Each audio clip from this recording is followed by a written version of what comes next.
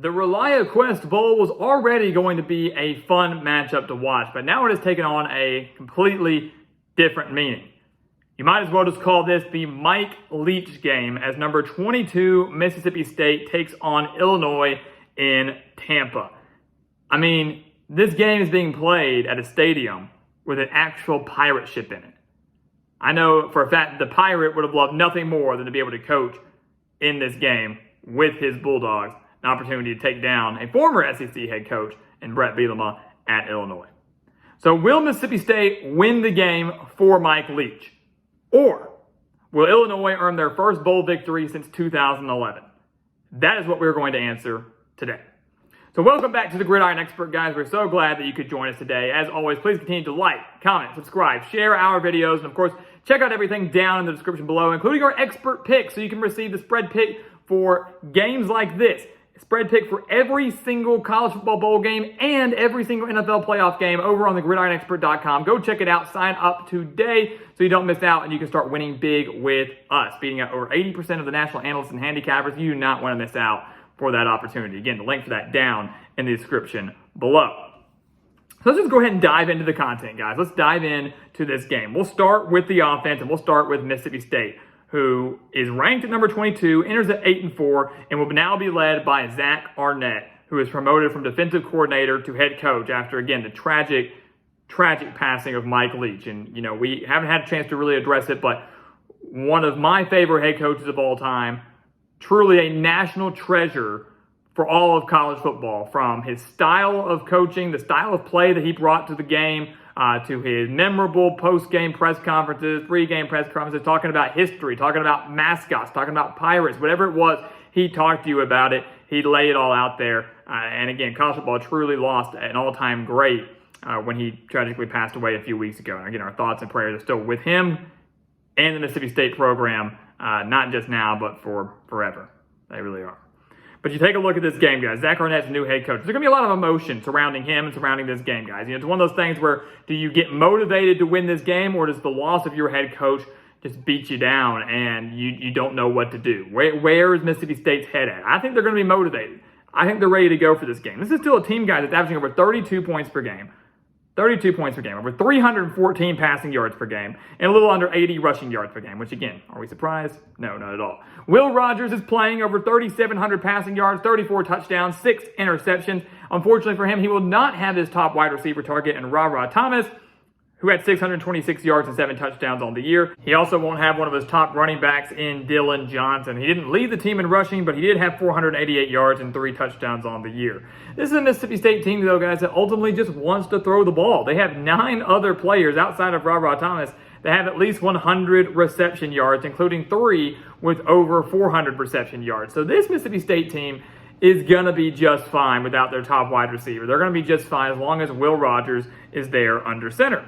Illinois, on the other hand, their strategy and their style of play, very, very different. 25.4 points per game, over 208 passing yards per game, and 178 rushing yards per game. And that number, of course, to be expected from a Brett Bielema-led team. Everywhere he's been, Wisconsin, Arkansas, now Illinois, it's that bully ball up front. They just want to run the football. The unfortunate thing for Illinois, they're without their top rusher, and Chase Brown, who rushed for over 1,600 yards and 10 touchdowns on the year.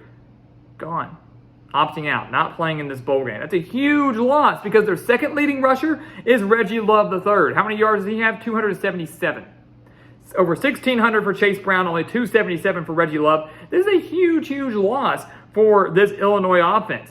Yes, they may have to rely more on Tommy DeVito in this game, who I thought has done a phenomenal job transferring in from Syracuse, being the quarterback for the Fighting Illini. Over 2,300 yards, 15 touchdowns, just 4 interceptions. He takes great care of the football. He's not a world beater, but he takes good care of the football, can extend drives when he needs to be. DeVito only has 3 games where he's thrown for over 250 passing yards. That was against Chattanooga, Minnesota, and Michigan State. They're going to probably need a performance like that to win this game, especially with the loss of Chase Brown.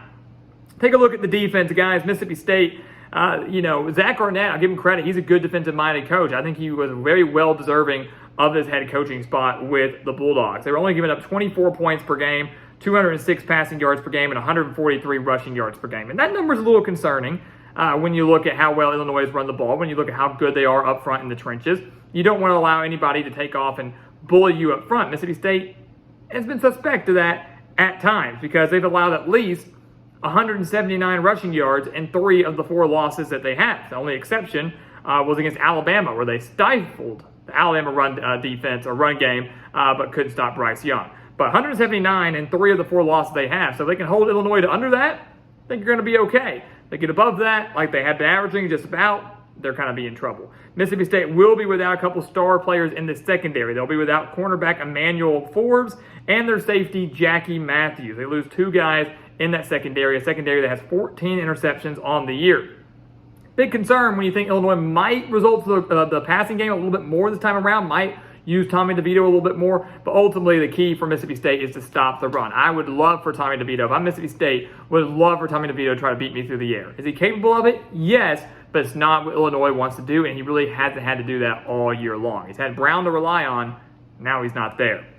Illinois, they have one of the best defenses in the country. This is why this game's so intriguing. It was the air raid offense of Mississippi State going up against one of the best defenses in the country at Illinois, but they're going to be without a few key people as well.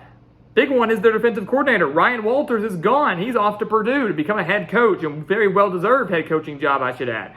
Ryan Walters, though, is gone, so they will not have the defensive coordinator for a defense that was allowing just 12.3 points per game, allowing just 165 passing yards per game. Again, Mississippi State averaging over 314. Big difference there. And giving up just 98 rushing yards per game, so not much success on the ground either. But in addition to losing Ryan Walters, they are going to be without Sidney Brown and Devin Witherspoon, 2 first-team All-Big Ten selections in that secondary.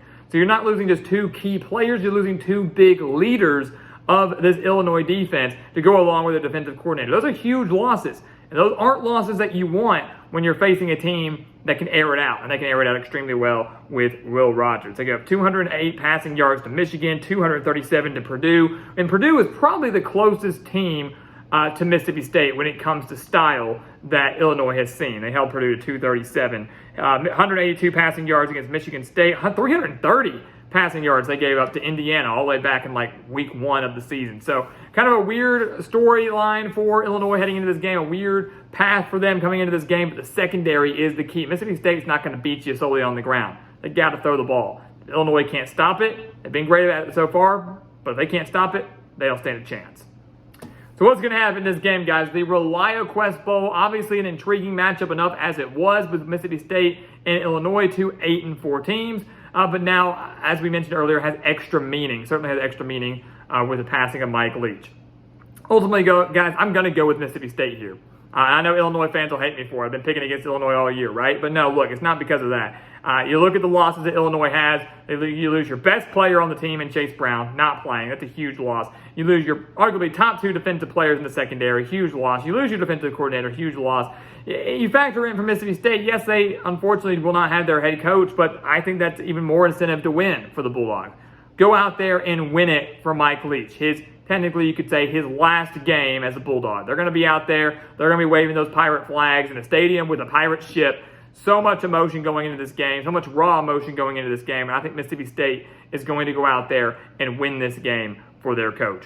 Give me Mississippi State to win the ReliaQuest Bowl in what should be a close thriller on the day after New Year's. But the Bulldogs will clinch their first 9-win season since 2017 and technically kick off the Zach Arnett era with a win.